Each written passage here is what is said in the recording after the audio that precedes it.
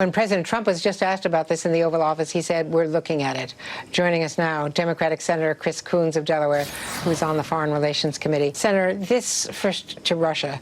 Alexei Navalny is not, of course, the first Putin critic to get sick or die under hard-to-prove circumstances. There's a litany of them. What's your reaction to this?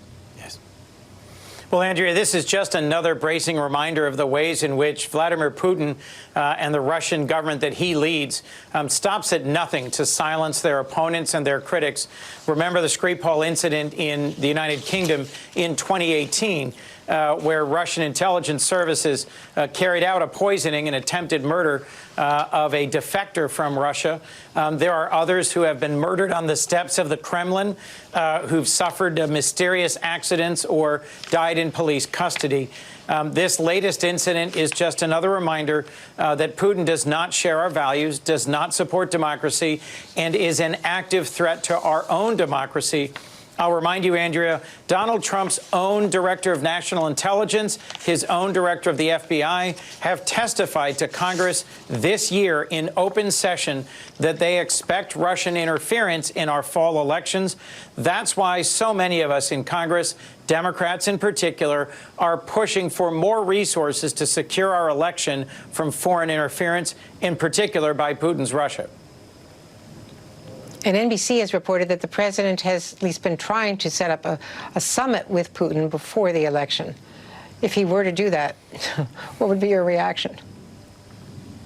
My reaction would be, as it has been to every time that President Trump has ignored the advice of his own intelligence community, of our own national security and military leaders, and has taken Putin's word over our own security leaders, which is, this is another example of the ways that Trump doesn't listen to experts, doesn't put our security first. Remember when he went to the summit in Finland and over the strenuous objection of our intelligence community said, I don't think Putin had anything to do with interfering in our elections.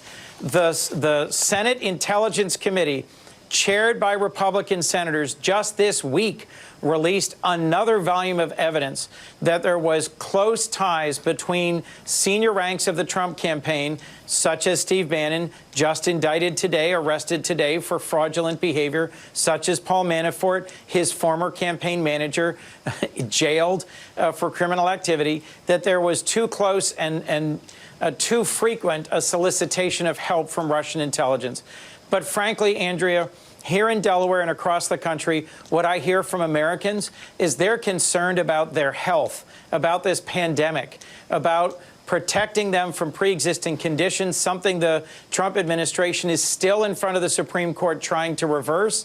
And they worry less about QAnon and the latest crazy thing President Trump has said about some conspiracy theory, or the latest thing that Democrats say about there is a threat of Russian interference. They want to know how we're going to build back our country better, get out of this pandemic, reopen schools safely, and get back to normal.